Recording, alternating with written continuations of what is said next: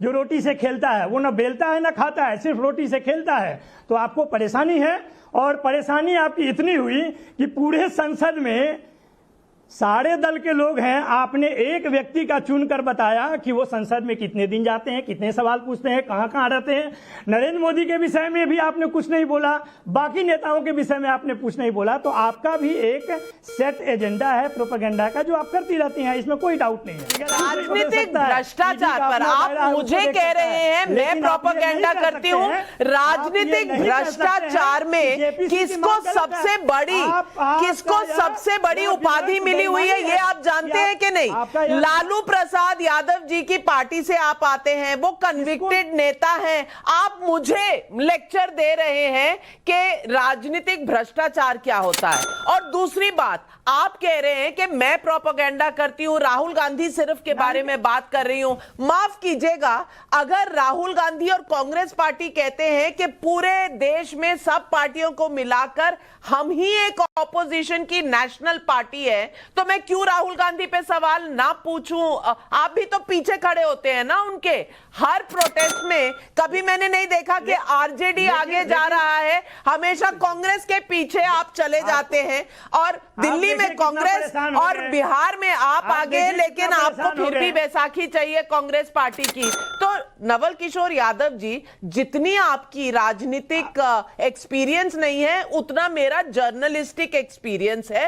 तो मुझे प्रोपेगेंडिस्ट कहने से पहले थोड़ा अपने गरेबान में झांक लीजिए, और आप मुझे लेक्चर मत दीजिए। आप मुझे भ्रष्टाचार पर लेक्चर देने से पहले अपनी पार्टी के चीफ का बायोडेटा निकाल कर पढ़ लीजिए। दूध का दूध और पानी का पानी हो जाएगा। कम से कम आप प्रोफेसर हैं, तो सही लेसन पढ़ाया करिए। मैं आपकी स्टूडेंट बन जाऊंगी, लेकिन प्रोफेसर साहब लेसन सही पढ़ाया करिए, गलत लेसन मत उठाया करिए। डॉक्टर उठाइए। लेकिन आपकी बात खत्म होने के बाद मैंने कहा तो सुनने का धीरज रखिए भाई साहब। छोटे भाई, सुनने का धीरज रखिए कृपया। गलत सूचना दे रहे हैं। अब आपने भी ऐसी पूछ पे पैर रखा है कि इनका बिल भी लाना बहुत स्वाभाविक है। तो फिर पूछ लेके लंका में ना घुमा करे ना। तो आपने भी एक मिनट मैं डॉक्टर अजीज खान साहब, मैं मुद्दे पर वापस आना चाहती हूं। मैं यहाँ इंडिविजुअल पॉइंट स्कोरिंग के लिए नहीं आई हूं। आप मुझ पर कटाक्ष करेंगे, मेरा जवाब देने का हक है, मैंने दिया। बात खत्म करते हैं। सिंपल है कि आप इतना जल्दी आहत मत होइए, और जिसकी जानकारी नहीं वो भी आप बोलना शुरू कर देती हैं। आप बहुत सीनियर एंकर हैं, लेकिन दूसरे को भी तो कुछ मानिए। मैं भी 25 साल से दिल्ली विश्वविद्यालय में पढ़ाता हूं। आप अनुभव के आधार पर क्या बात कर रही हैं? भ्रष्टाचार का अनुभव आप ही को ज्यादा है। नाविका कौन सा बोल रही है कि मुझे ज्यादा पता है क्या? On corruption you are a PhD, you are professor of corruption. तुम अपनी जानकारी अपने पास रखो। कांग्रेस में भी पालतू थे, यहाँ भी पालतू हो। मत लीजिए। आपको कंपटीशन करना है नरेंद्र मोदी से, नाविका कुमार से नहीं। आप अपनी नजर वहीं रखिए जहां आपको कंपीट करना है। लेकिन लोकेश जिंदल जी, मेरा सवाल आपसे बस इतना ही है। लोकेश जिंदल जी, अगर एक मिनट, मैं आ रही हूं रिजवान जी। लोकेश जिंदल जी, मेरा सवाल आपसे इतना है कि अगर लोकतंत्र मर चुका है तो ईडी की इन्वेस्टिगेशन से क्या होगा? अगर सुप्रीम कोर्ट अनाउंस करती है कि हम देख रहे हैं, कमिटी सेटअप करती है, तो आपकी सड़कों पे जाने से क्या होगा? अरे भैया, जिनको इतना डर है वो तो पहुंचे ही नहीं संसद। तो मुद्दा क्या है? लीडर कहां है? और क्या यूरोप और अमेरिका से साथ मांगने अभी भी वहीं पर घूम रहे हैं कि आइए हमारा लोकतंत्र बचाइए?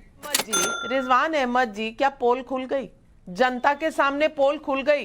क्योंकि शोर बहुत है, जनता का कोई भी मुद्दा नहीं उठाया जा रहा, सब टाइम वेस्ट कर रहे हैं। कोई कभी कहता है जेपीसी बना दो, फिर सब 200-200 मीटर दूर खड़े होके अपना प्रदर्शन करते हैं, फिर आज चले आए ईडी से हमारा इन्वेस्टिगेशन करा दो। रोज मुद्दे बदल रहे हैं, रोज इन्वेस्टिगेशन एजेंसी बदल रही है, लेकिन करप्शन की बात आती है जब, तो भाई सारे एक साथ मिल जाते हैं कि भाई हम पर मत करो, बाकी सब पर करो। जी शुक्रिया। जय हिंद, वंदे मातरम। अगर जेबीसी की मांग आनी थी तो नेशनल हेरिटेज केस में भी आप जेपीसी की मांग कर सकते थे। अगर 95% केस जो ईडी देख रही है ऑपोजिशन के लीडर्स के, तो आपके दौर में ये जो फिगर था ये 60% था। आप ये तय कर लीजिए कि अगर ये 95% झूठे हैं तो इसका मतलब आपने जो 60% किए थे वो भी झूठे हैं। आप ये तय कर लीजिए अगर आपके 60% सही थे तो इसका मतलब ये 95 भी सही हैं। अभी हमारे साथी ने कहा अंधेर नगरी चौपट राजा। देखिए हमारी नगरी को मेरे काबिल साथी कुछ नहीं हुआ है। राहुल गांधी जी ने 4000 किलोमीटर की यात्रा करने के बाद यह बताया कि भारत में शांति है, भारत में अमन है, भारत में भाईचारा है, कहीं भी उन पर पत्थर नहीं चले, कहीं भी उन पर कोई हमला नहीं हुआ। शांतिपूर्ण तरीके से 4000 किलोमीटर की पदयात्रा निकाली गई, यानी नगरी में अंधेरा नहीं है, नगरी पूरी जगमगा रही है, रामराज से जगमगा रही है। आगे चलते हैं। उन्होंने बोला नाविका जी देश में बोलने नहीं दिया जाता, ये चौकीदार चोर है। किसने कॉइन किया था? राहुल जी ने कॉइन किया था। कांग्रेस पार्टी की आईटी सेल की हेड ने नरेंद्र मोदी के ऊपर पेंट चोर करके ट्वीट किया था। क्या उनमें से कोई गिरफ्तार हुआ? राहुल गांधी की जो कैम्ब्रिज और लंदन में भाषा थी वो ऐसी थी जैसे एग्जाइल लीडर की होती है, जो चाहते हुए भी अपने देश में नहीं जा सकता। राहुल गांधी एक अनफॉर्चुनेट लीडर है, एज अ न्यूट्रल कमेंटेटर बता रहा हूं, जो लिखते कम है और मिटाते ज्यादा हैं। राहुल गांधी ने भारत जोड़ो यात्रा करी, 19% वोट मिला था 2019 में। इनको ट्राई करना चाहिए था कि फ्लोटिंग वोट इनकी तरफ आए। लोगों ने इनकी यात्रा की तारीफ भी करी, लेकिन यात्रा करने के बाद मिटा दिया। कहां मिटा दिया? कैम्ब्रिज जाके और लंदन जाके। राहुल गांधी अगर जो भी उन्होंने कैम्ब्रिज में बोला, जो भी लंदन में बोला, अगर हम उसको पर से सही भी मान लें, तो राहुल गांधी ये बात अगर आईएम में, आईटी में, अमेठी यूनिवर्सिटी में, लवली यूनिवर्सिटी में, लखनऊ की किसी यूपी की या इंडिया की किसी प्राइवेट यूनिवर्सिटी में बोलते तो मान सकता हूं एक स्कोप ऑफ आर्गुमेंट होता। लेकिन या तो राहुल गांधी उन ताकतों के कठपुतली बन गए हैं जो भारत के खिलाफ हैं मेरे साथी, या राहुल गांधी उन लोगों को कठपुतली बना रहे हैं जो भारत के खिलाफ हैं। राहुल गांधी ने भारत जोड़ो यात्रा में जो भी गेन किया था, कम से कम उसने वोट परसेंटेज लूज नहीं किया था, लेकिन यह करने के बाद Rahul Gandhi has lost the vote percentage of a common man. इस वीडियो को लेकर आपकी क्या राय है हमें जरूर बताएं। हमारे साथ जुड़े रहने के लिए हमारे चैनल को लाइक एंड सब्सक्राइब करना ना भूलें।